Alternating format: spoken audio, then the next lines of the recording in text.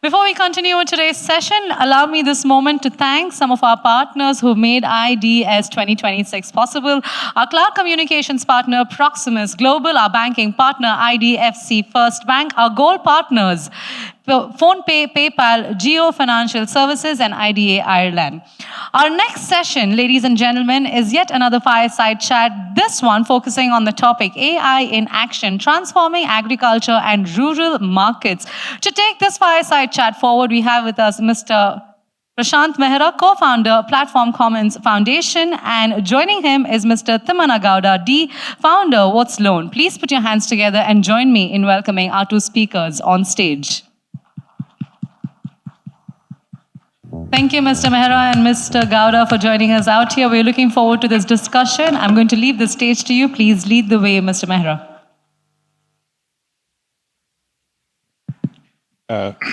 That's a risky one because I'm going to spill the beans. So we are having a fireside chat because it was supposed to be a panel. The other two guys ran away. So we are going to rely on you to light the fire. With that opening, great to be here. My name is Prashant Mehra. I work with an organization called Platform Commons. We work with smallholder farmers, about 30 lakh of them, across the country, towards two goals. One is to help farmers climb up the agri-value chain. We try to move them away from commoditized goods, from agri-commodities into consumable products, packaged, processed products. So think of it miniaturized Amul, Lijjat, Papad models at a cluster of few villages networked on a tech platform. We also work with them very closely on soil and water health, because if some of you are tracking what's happening to the overall agri system in the country, we're kind of in a really, really bad place when it comes to our water table and organic carbon in the soil. I'll stop here. I'll let Mr. Gouda introduce his work, and then he can solve a lot of my problems. So that's the role play we will do. And we'll see how it goes and chip in the conversation as and when. Yeah, hi, this is Timmana Gouda. I think Gouda itself rings a bell that I would be from a farming community, so the largest farming community in Karnataka. This is not like I know the problem firsthand. This problem stayed with me in the family. Throughout my growing up as a banker, I faced it with the customers. When you face it with the customer, one thing we have realized that all the technology that has been built in the last 30, 40 years has been built for the banks, not for the customers, not for the borrowers. All software companies just work for the bank, they don't work for the borrowers or consumers there, especially farmers, if you're talking about farmers. What it meant is, it was designed by the Western models of lending. Citibank, Stanchart, HSBCs of the world taught us how to do car loan, home loan, personal loan. I'm from a private bank. I spent 20 years there, being a credit and risk head, making policies, adopting technologies. It always kept coming back to me that we are not doing what the customer wants. We don't even ask him what he wants. We are only building and selling a product. In agri, it's not even a selling a product. It is a mandatory thing government wants you to do, so you will do. So, for example, I'll take an example that, okay, we based on what we are going to discuss, or questions that are going to come, I'm going to tell you what we have been experimenting in the last 6 years. When we started, it was opening up of DigiLocker, Aadhaar, a lot of these APIs, basic APIs of identity. We found it to be very interesting. If that gets right, we can do a lot of other things. That last 4-5 years has been that as a lot of other things which are connecting to the basic IDs. There are restrictions based on the Aadhaar Act and all that, and more so with the DPDP Act and rules. And we are working around with the regulators, NABARD, RBI Innovation Hub, RBI FinTech Department, the largest of the large banks, like all public sector banks, private banks, cooperative banks, and Grameen banks. We have a very good first-hand experience. I want to share it with along the way. Being a banker, I've lent money, I've recovered money. I know both sides of the balance sheets. So I would be happy to take questions and discuss more about it. So, Mr. Kuda, let's start with a very simple problem that my farmers face. We encourage them to collectivize, to form FPOs or large producer groups, and then get into primary processing. Now, the reason for that is today in the raw commodity market, a farmer realizes between 12 to 16% average of the consumer's price, what the consumer pays. The moment you get into semi-processing or primary processing, that number goes as high as 40%. However, there's a problem. When a farmer is selling, say, wheat into the mandi, payment is in a matter of days. But the moment that gets converted into an atta or a rava or a maida kind of a product, the sales cycle now is 90 days. Right? So they need working capital for that period. And that's just not available in the system. So how can Whatsloan help me solve this problem? Yeah, okay. So one correction is this product of a working capital was available from 1998. It is called Kisan credit card. It is not a credit card, it's a debit card, loaded debit card. It is an overdraft that is given to you, given to the farmer.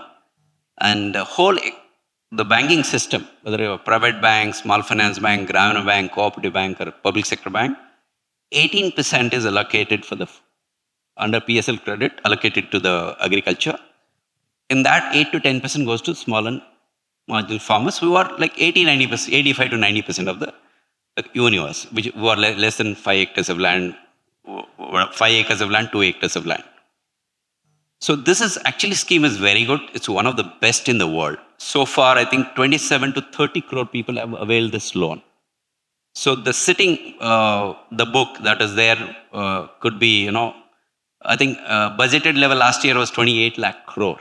It is now small and an average ticket size less than 1 lakh, right? We saw when we first entered the space in 2020 during Corona, we were asked to challenge to build for this. We asked the chairman of Gramina Bank, what is the problem? He said, one problem is we are taking about 12 to 18 weeks to approve a loan. That many times farmer is coming to us and taking our time and he's bringing the papers fraudulent, they're matching, they're not consistent. What can you do? So we said we can build this. We studied, and though I had not done agricultural lending, I had done all other lending. I said I can understand this problem. We studied and we built it in 3 months' time and gave it to them. We can reduce the whole exercise into 12 to 15 minutes, one visit without paper. Customer has to come to you. So what was the requirement of a Kisan credit card? Identify the farmer, identify the land, identify the crop, apply the scale of finance given by NABARD, which is standard, and it's state level scale of finance. SLBCs do this and give him an approval. And he's there and he signs and you complete. This we were allowed to do up to 2 lakhs because it's called hypothecation of the crop. There is no mortgage. If it's a mortgage, it goes back to the registry because under IT Act, it was restricted till about 1.5 to 2 years back that you cannot do a mortgage digitally. Luckily, with a lot of policy advocacy, we got that removed. Now it's a state government to adopt. Once they adopt, even up to 10 lakhs or more, okay, the bankers want to visit the land, meet the customer, that's all is fine. We removed the inspection of the land, we're able to take land data, crop data, soil data, irrigation status, mortgages, legal things appearing, check the bureaus, everything instantly. That was challenge, that was physical model. You had to go to the bank and do one visit. RBI picked it up in 2022, RBI Innovation Hub in Bangalore. Can you bring this down to 3-5 minutes? I said, no, the policy doesn't allow it. They said, if you can build it, we will ask the policy to be suited for that up to 2 lakhs. Now it's a 3 minutes process. 2 to 3 minutes, the customer who's an existing customer. If he's not an existing customer, he's allowed to come to the branch, or he can call a BC to come and meet him, because you have to open an account. To open an account, either you have to do the video KYC or a biometric thing. Once you do that, your money is given to you. And we have successfully touched about 500,000 farmers so far. You can take about average of about 2 lakhs, because 2 lakh is the limit. They're hitting the full 2 lakh, almost close to 2 lakh limit. This is what we have done. So far, the what you call blind spot is highly visible up to the dispersal. Maybe there is something we can do more after the dispersal. What happens? How does he use the money? Because the Kisan credit card has to be used like this, 20% for your cultivation, 20% for seed and fertilizer, another 40% for marketing and storage, and you can use 20% for consumption. It's all written and declaration. There's nothing visible. We can't monitor that. If you can monitor, maybe you'll do better. The credit is used for proper purpose. Payback is better. We're still not commenting on what question he has about output, marketing, price realization. It's a big task to do. We have brought it down to, and mind you, the farmer was spending 10% of the loan amount to come to the bank, to present himself to the bank, and bank was spending 3 to 5% to receive him and process that loan physically. We have brought this down to 0.03 to 0.05%. So this is amazing. So I think let this sink in. We are talking about something that took weeks, is a 5-minute process. And let's just sink in. A lot of questions come, so I'll start one by one. One of the things we've seen, and you carrying on from what you said, there is a guideline to say 20% for this, 20% for that, 40% for this and all. In my experience, what happens is, because it's money and it can be used for anything, a lot of that money ends up getting used for personal expenses. And once that money is used for a personal expense, the farmer's ability to pay back really goes away, right? It's something which was meant to be a business expense and generated revenue is suddenly a non-revenue spend. So after using the KCC amount for one time, the farmer is back to going to the local money lender to pay the KCC bill and then take the next one, and the cycle continues. So what could be done at a policy level, or India is going through a massive digital transaction space, right? UPI is enabled. There are QR codes for everything. So what kind of checks, balances, controls you think can happen to make sure that the money meant for business cost remains a business spend, and therefore the farmer really benefits from the KCC's intent? Yeah, my answer to that is, we have solved the first problem. If the farmer was spending about 10% to go to the bank, and I actually did a dip check, called some of the farmers, why are you not going to the bank? Why are you going to a money lender? You know what he told me? I'm charged 4% per month. My season is 3-4 months. If I go here, I'm spending, he roughly had an idea that I'm spending a lot of money. He didn't say 10%. Plus they charge me 7%. I get a subsidy of 3%. Net is about 14%. I'm already getting that from a money lender. His mind was working like that. So when we reduce that cost to nothing, it's zero today. No cost to the farmer. So you are benefiting. Now the PM Kisan, the population, that 120 million, there is a PMO directive that saturates this population with some loan to the farmer, which is eligible, he deserves it. The point is, we are not able to reach there. Means that entry point is very expensive, and we have to educate, populate, and all that. Coming to the question of how it should be used, I want to say this, being a farmer son and farmer family, in a small businesses and in a business, the farmer families, you cannot differentiate what is for what. If you don't feed yourself, you can't get up, you have no purpose in life. The need is very, very basic. So you have to, if the farmer is working on his own land, the 5 family members, that's why the 20% is given for consumption. It could be 30%, it could be 40%. If the need is to get somebody off for health reasons, that is a need. So what we are saying is, give him at the right time. Okay, for example, if he's waited 2-3 months to get a loan, the season has already passed and he's already borrowed from the money lender. He was returning that money to the money lender and doing this. You're going right there, wrong here. So we are saying, okay, monitoring system, we are asking for the government to allow us to do the monitoring system. They said, this is good enough for now. Because we can monitor the crop by satellite databases at the least cost. Once you monitor the crop, did he take the money? Did he go cultivate the land, grow the crop? Is the crop is good? Can he bring it back? Did he sell the thing? Warehouse receipt financing, or did he bring it to the formal markets? There are ways to do it, and we are asking the next level. Can I monitor and give you a portfolio management system which helps you, but helps him also? He gets disciplined. Consumers are highly disciplined because you only give it for the purpose and you monitor why it's used for. So is, I think, all the MSMEs are highly monitored on how the usage of funds happens. So this is my quick answer to that. Allow him the freedom, teach him the discipline. Thank you for that. The next question and it's very closely linked to how I work. So I don't work with individual farmers. I work with FPOs. Of course, there's an element of engagement with the individual farmers, but the idea is to make the FPO have the ability to work with the farmers. Now, the ticket size of a 2 lakh loan for a farmer now suddenly becomes a 20 crore working capital loan for the FPO. So, assuming that there's a certain flexibility and a room for policy dialogue,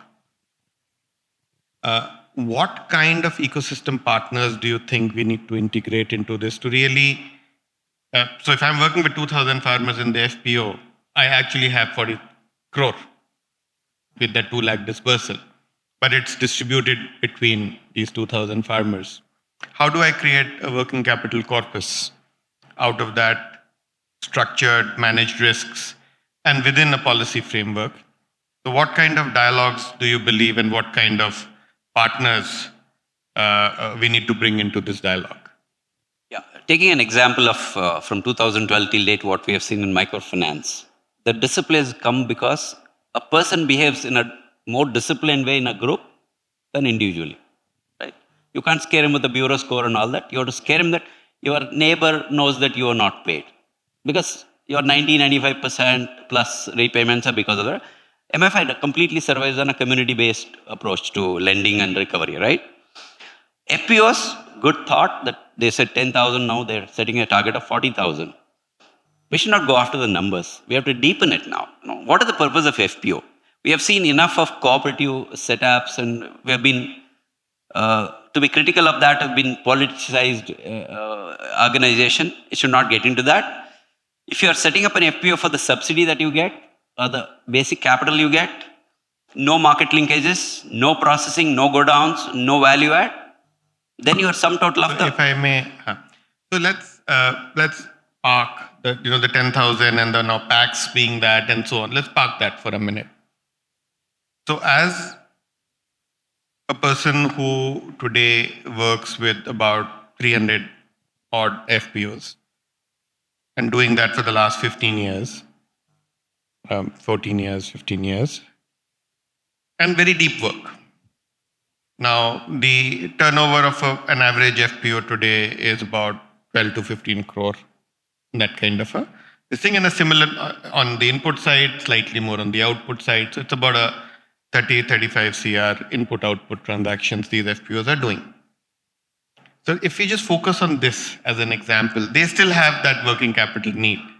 I am trying to see how can the KCC instrument be leveraged, because the fund pool exists, to bring in that working capital flexibility into the system, especially how tech can help with such aggregation.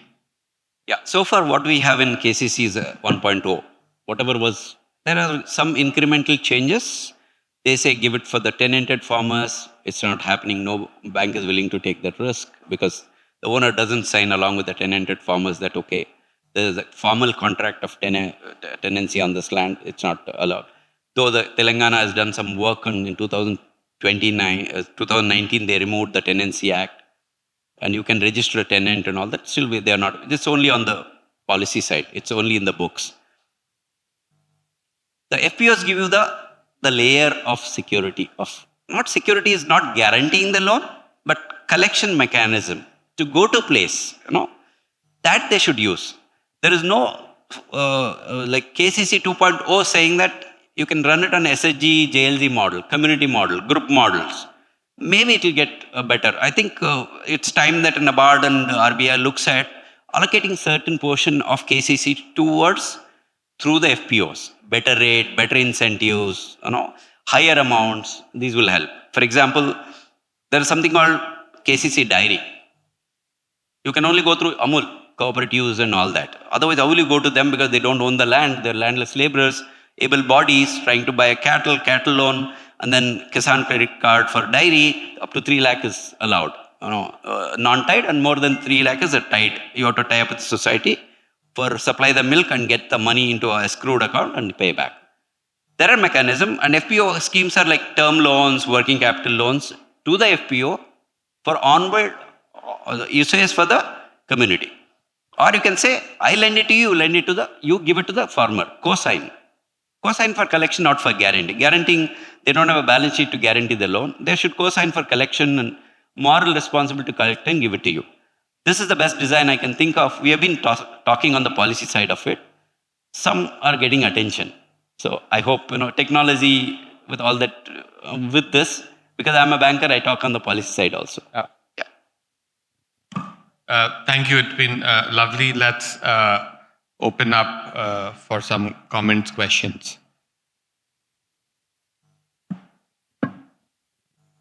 Ladies and gentlemen, the floor is now open for questions. Please keep your hands raised. One of my associates will find you and hand over a mic to you. Kindly introduce yourself and proceed with your question.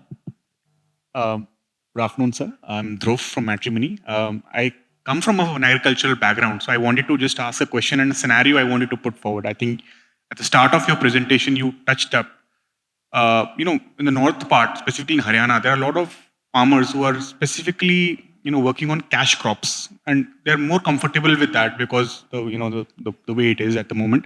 But how do we transform that into an asset creation ecosystem? And the thought process here is there is a lot of push for export, and food processing is one aspect which can help in asset creation, but also give them incentivized. So what mix of technology, and technology is one barrier, and capital, how do we shape it so that this can be a way forward for some of the farming communities?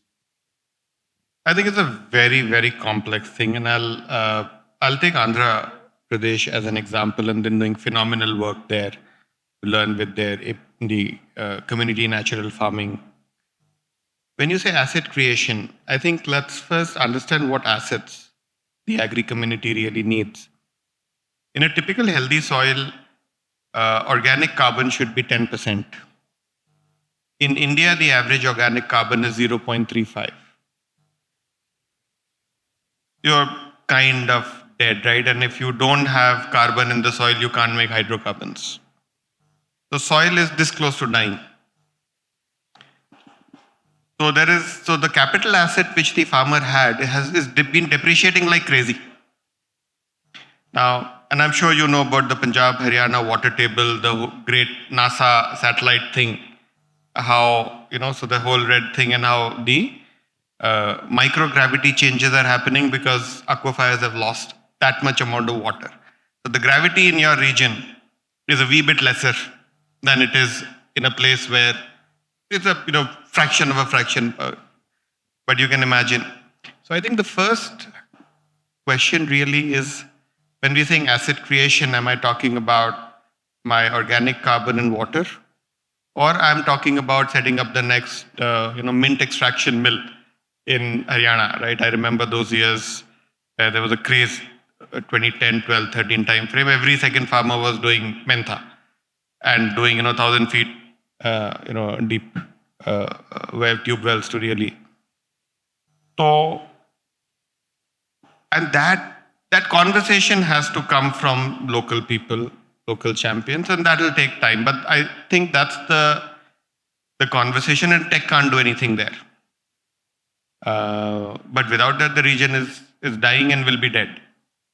So Andhra, on the other hand, was at one point in time the country's, right after Punjab, second largest user of fertilizers, and they've completely turned it around through local community-based organic farming, natural farming, mulching techniques, and so on and so forth.